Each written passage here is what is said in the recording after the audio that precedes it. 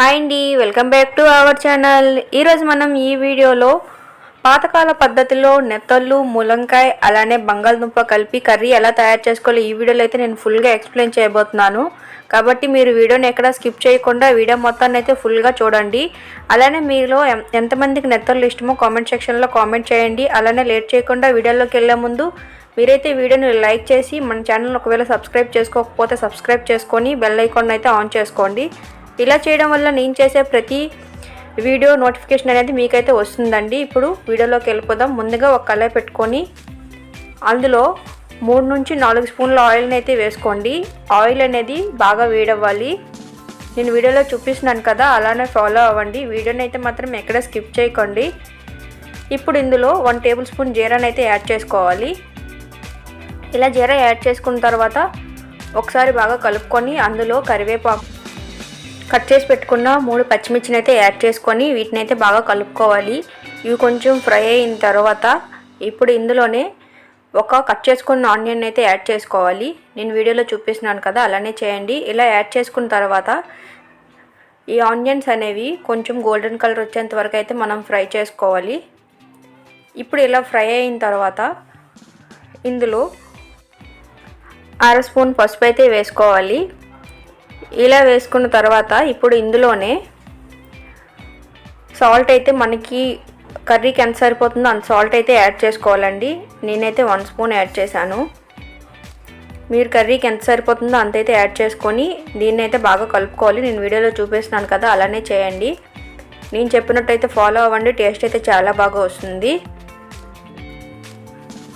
చూస్తున్నారు కదా, ఇదైతే బాగా కలుపుకున్నాను. ఇప్పుడు ఇందులో ములంకాయలు అలానే బంగాళదుంపను అయితే యాడ్ చేస్తున్నాను. నేను వీడియోలో చూపిస్తున్నాను కదా, అలానే చేయండి. టేస్ట్ అయితే చాలా బాగా వస్తుంది.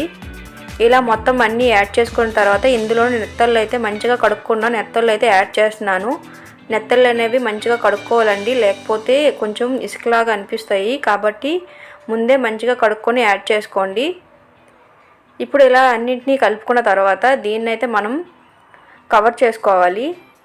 ఒక మూత పెట్టి ఒక 10 నిమిషాలు అయితే కుక్ చేసుకోవాలి. నేను వీడియోలో చూపిస్తున్నాను కదా, అలానే ఫాలో అవ్వండి. టేస్ట్ అయితే చాలా బాగా వస్తుంది.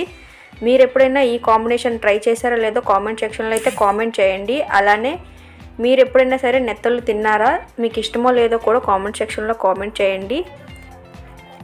ఇలాంటి మరెన్నో వీడియోల కోసం అయితే ఛానల్ని అయితే సబ్స్క్రైబ్ చేసుకోవడం మాత్రం మర్చిపోకండి. ఇప్పుడు ఒకసారి కలుపుకున్న తర్వాత ఇప్పుడు ఇందులోనే 1 స్పూన్ కారం అయితే యాడ్ చేస్తున్నాను. ఇలా యాడ్ చేసుకున్న తర్వాత దీన్ని అయితే బాగా కలుపుకోవాలి. నేను వీడియోలో చెప్తున్నాను కదా, అలానే చేయండి. బాగా మొత్తం మిక్స్ అయ్యే విధంగా కలుపుకోవాలి. చూస్తున్నారు కదా నేను ఎలా కలుపుతున్నానో, మీరు కూడా అలానే కలుపుకోండి. ఇప్పుడు ఇలా కలుపుకున్న తర్వాత దీన్ని అయితే మళ్ళీ కవర్ చేసుకొని ఒక 3 నుంచి 4 నిమిషాలు అయితే మాత్రం కుక్ చేసుకోవాలి. ఇప్పుడు మూతను తీసి అందులో 1 కప్ వాటర్ని అయితే యాడ్ చేసుకోవాలి.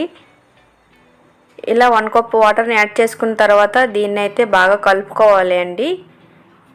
నేనైతే 1 కప్ వాటర్ని యాడ్ చేస్తున్నాను. మీరు కూడా 1 కప్పే యాడ్ చేయండి. ఎందుకంటే మరీ ఎక్కువ వాటర్ ఇందులో వేస్తే ఏం బాగోదు. జస్ట్ మనకి ములంకాయ అలానే నెత్తళ్ళు ఉడకడానికి సరిపడినంత వాటర్ వేస్తే సరిపోతుంది.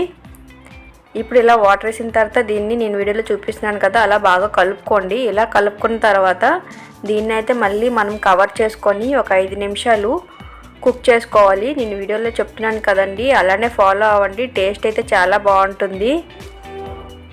ఇప్పుడు మనం ఇలా కలుపుకున్న తర్వాత మూత తీసి ఇప్పుడు ఇందులోనే కసూరి మేతిని అయితే యాడ్ చేసుకోవాలి. చూసారు కదా, నేనైతే కొంచెం యాడ్ చేస్తున్నాను. లేదు మా దగ్గర కసూరి మేతి లేదంటే మీరు ధనియా కూడా యాడ్ చేసుకోవచ్చండి. కొత్తిమీర ఏం పర్లేదు, కొత్తిమీరని అయితే యాడ్ చేసుకొని ఒకసారి లాస్ట్లో కలుపుకోండి. మనకైతే కర్రీ అయితే రెడీ అయిపోయింది. చూసారు కదండి, పాతకాలం పద్ధతిలో నెత్తళ్ళు అలానే ములంకాయ బంగాళదుంప కర్రీ ఎలా ఉండేవాళ్ళో నేనైతే ఈ వీడియోలో ఫుల్గా ఎక్స్ప్లెయిన్ చేశాను. మీకు కూడా ఈ వీడియో నచ్చిందని అనుకుంటున్నాను. మీకు కూడా నచ్చితే వీడియోని లైక్ చేసి మన ఛానల్ని ఒకవేళ మీరు సబ్స్క్రైబ్ చేసుకోకపోతే సబ్స్క్రైబ్ చేసుకోండి. అలానే బెల్ ఐకాన్ అయితే ఆన్ చేసుకోండి. ఇలా చేయడం వల్ల నేను చేసే ప్రతి వీడియో అనేది మీకైతే నోటిఫికేషన్ రూపంలో అయితే వస్తుందండి. ఇంకేమైనా మీకు డౌట్స్ ఉంటే కామెంట్ సెక్షన్లో కామెంట్ చేయండి, నేనైతే రిప్లై ఇస్తాను. అలానే వీడియోని షేర్ చేయండి. Thank you. Bye bye.